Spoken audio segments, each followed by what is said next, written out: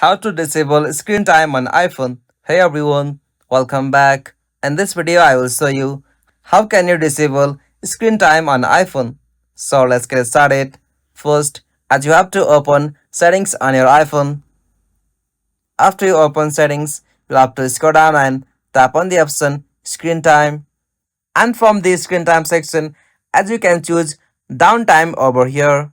From here, simply tap on the option downtime until tomorrow. If you tap on that, you'll be able to disable the screen time until tomorrow for 1 day. So from this method, you can manually turn off the screen time, but there is no any such options like you can directly turn off the screen time for forever.